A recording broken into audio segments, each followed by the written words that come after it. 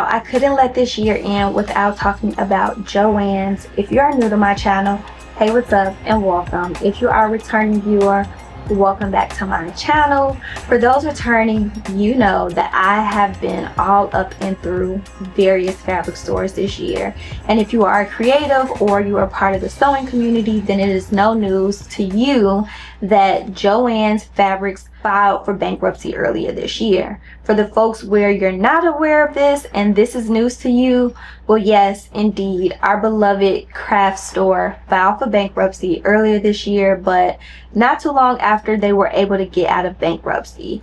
And to be honest, I don't even think it was a bankruptcy. It was more of a restructuring. Apparently, according to what I've been hearing and reading, the company had to do some restructuring to get out of debt and to just keep the doors open, as well as implement a few other things to just get back on track. I would definitely say do your own research. This is just something that I have passively been coming across because I am now amongst the sewing community and I've been reading a few things here and there online, and so I figured I would just share my thoughts on the topic. So as someone who is a creative as well as somebody who is a creative entrepreneur, I thought that it would be a good idea to share some ideas around how Joann Fabrics and Crafts could just kind of switch things up going into the new year, because we want our girl Joann to win. I am rooting for the DIY girlies, especially since I have picked up sewing within this year. And again, for those who have been following along my journey,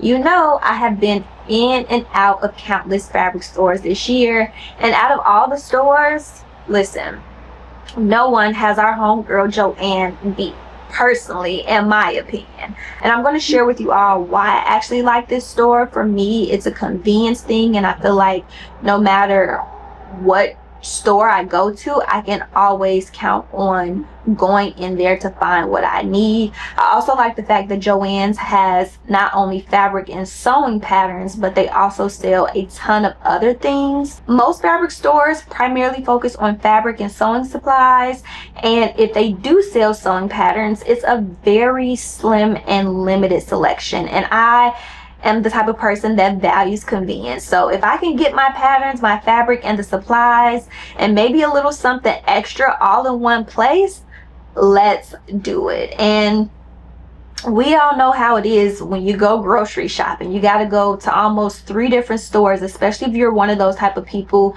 where you have certain dietary restrictions or eating preferences. One store might have the seasoning that you like, one store might have a particular meat that you like, and then the store way over there across town might have the produce that you prefer. So Joann's is kind of like that one-stop shop, and everything is all in one place for me. And not only does Joann's have fabric and sewing supplies, but they also have home decor, paint, glitter, holiday decor, jewelry making supplies. And I'm gonna just stop myself before this turns into a commercial for them, because I promise you I am not on their payroll. But if someone from their team comes across this video, here are a few ideas on some ways I think the store can be revived, spruced up a bit, and get creative as we go into the next year.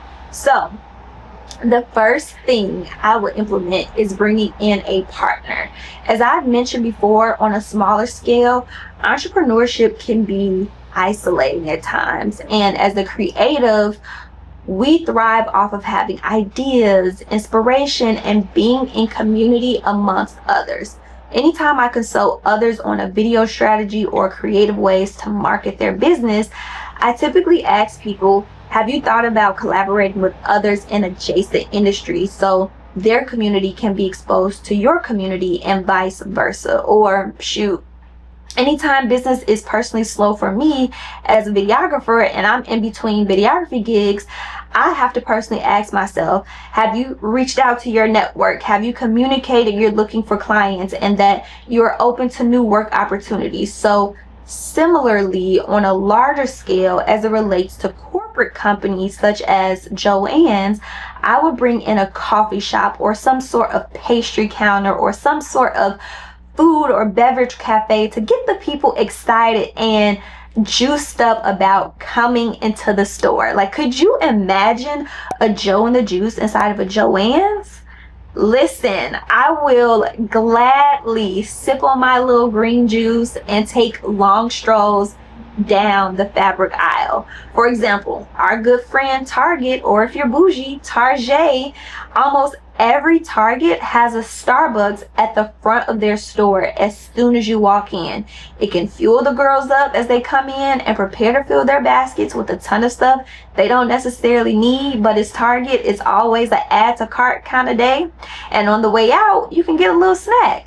If it's a Joe and the Juice inside of Joann's, listen, can somebody please just order me a tuna cotto, because I will always be all up and through there. I'm already in there frequently, but listen, if they made it a vibe, a place where I could just kind of hang out, I would definitely be there more often. There's actually a lot of businesses and companies doing mergers like this. I've actually even seen a few stores such as like Kohl's have a Sephora inside of them. I've seen a few MAC stores inside of Ulta Beauty. And if I'm not mistaken, I think I did see a commercial where Ulta might be moving into a few Targets. Anywho, it's becoming really trendy for companies to do business together. I think Joann's needs something like a cafe that's inviting folks to come in and just create an experience.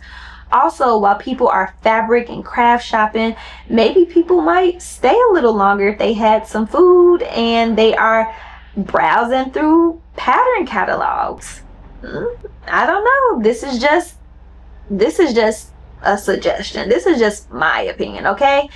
And speaking of catalogs, can we get rid of or update a few of them to a tablet or two? Because if you are a real crafter or sewing enthusiast, you know that no one is looking through those catalogs, because most of the stuff inside of the book is not actually what's inside of the drawer. The people that actually shop, especially those pattern sales, we go straight to the drawers because we know those books are not as up to date with the inventory coming in. It's kind of similar to the news. People are going to social media to get the most up to date and in the moment information, because we know we're going to have to wait for the news to make it a whole production before we get a chance to know what's really going on. You know, the little scanner that they give employees to kind of check inventory, if they could find a way to put those things onto a tablet, it would save some of us sewing folks some time of browsing through those catalogs that are not always up to date. Now, I'm not saying get rid of the catalogs completely. I'm just saying get rid of a few of them, because I do occasionally look through those books for inspiration, but it's very rare. And speaking of inspiration, let's talk about it. I've been taking trips to Joann's for a long time. My mom is actually how I learned how to sew, and she would take me in there with her all the time. And I can say that it still looks the exact same. And I'm over the age of 30, but in my mind, I still will be 25 or 25 forever, okay? Ain't nothing wrong with a little nostalgia. I love nostalgia. But also, on another note, I also used to work at Victoria's Secret back in the day. And listen, there was a new floor set almost every month. Sometimes even within a couple of weeks, there was a different window display. And the crazy part about it was, most of the times it was the same bras, just on a different model in a different location. However, the new floor sets and the arrangements, what it did was it gave people inspiration. It kept people guessing and excited to come back in and look for something for people to get inspired about, and it gave them another reason of why they needed more undergarments. I'm not saying you need to get a ton of floor sets or invest in a ton of marketing displays or whatever. I'm just saying that Joann's, they got to give us creative folks some vision. You got to Stanley Cup the store. The same way Stanley used to be heavily marketed to men, you got to get the girls excited to get back outside, get creative, and just make things. I don't know, maybe if Joann's had like a Joann's after dark party where they invite people in after hours to actually bedazzle a Stanley Cup, or maybe customize it with a Cricut maker that they sell inside of the store, or maybe even sell Stanley Cups. listen, they would be back in the game.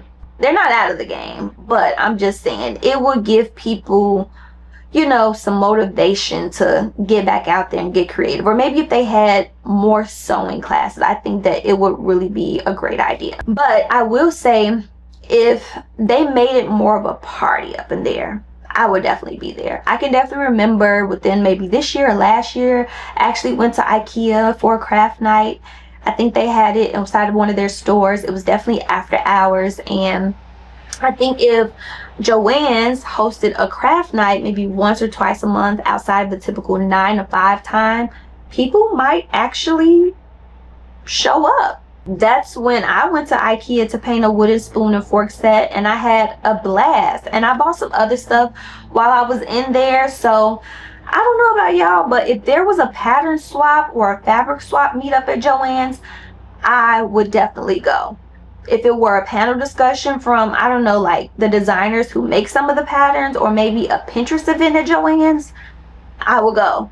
And I know there might be some folks that are like, well, if we're swapping patterns and fabric at the store, then people may not buy anything. And I beg to differ. And here's why. Because I'm a crafter, I'm a maker, and I am positive that after I swap a pattern or fabric, I'm sure I will convince myself I need some buttons to make this new outfit, or I need some new thread or some new needles. I'll find something, and I'm pretty sure so will others that are in there for a pattern or a fabric swap. I'm pretty sure that while they're in there, they will find something to purchase because they're already in the store. So why not? I think the point is, instead of having these craft meetups that go down outside of the stores, maybe if they were to get rid of some of those catalogs and make some room for some lounge chairs and make it a party so the girls can come and hang out,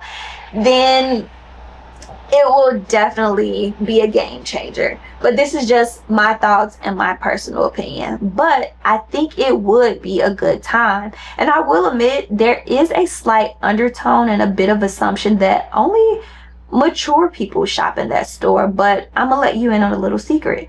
It's just that the girlies are not feeling welcomed. The girlies, they're not feeling welcome, okay? But if Joann's were to spruce things up a bit and get creative with the ways they bring people in, I have faith we can keep this store alive. Everything else is switching up. And something that I've always kind of thought about, especially when I worked a traditional 9 to 5, is when I worked a 9 to 5 and all the banks and other places of businesses were open from 9 to 5, I always thought to myself, like, I'm not going to have time after work to go treat myself if I wanted to go shopping and not feel rushed until the weekend. And if I have to decide between hanging out with my friends and family opposed to shopping at a fabric store and trying to convince my friends and family to come with me to the fabric store, it's going to be a tough decision. And I think that's also why a lot of malls are kind of closed, because outside of the holiday hours, stores typically close at 9 p.m. So if you do the math, out of all the people with kids or other responsibilities, you only have about a 4-hour window after work to get through traffic, prepare dinner, work out if you're into that, or if you got kids, make sure they make it home after school. And that leaves you with about a small window of time to actually do some real shopping and exploring offline. And you know, crafters like to touch things. We like to see things in person. However, if stores got creative with the hours of operation and started hosting some craft nights again, we'll be back in business again. They're not out of business, but I'm just saying it will keep the business thriving. There are groups of people who prefer not to go clubbing, but would instead like to go crafting. Definitely me. I am guilty of this. And if it was some mocktails up in there, listen, can we just say let's craft with Chardonnay at Joann's after dark? Does that roll off the tongue, or did I just make that up? Because Girls just wanna have fun. Oh, girls just wanna have fun.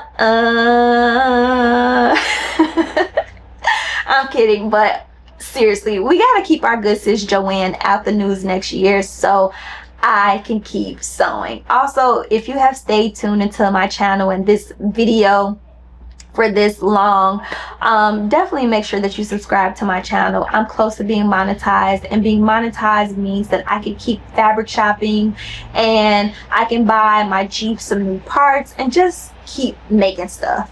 And all jokes aside, I've been going through a really tough year, and sometimes you just have to laugh to keep from crying. And I'm not going to get too deep here on the internet. I'll save the tears, and I'll probably pour my heart out at some point over on my podcast. But all jokes aside, outside of what's going on, I think having a creative outlet, and I've been doing that within this year, at the moment, this is currently giving me joy. And honestly, this whole year I have leaned into crafts like sewing to help just kind of keep me going. So I really appreciate you all for tuning in, especially if you have stayed tuned and watched until the very end of this video.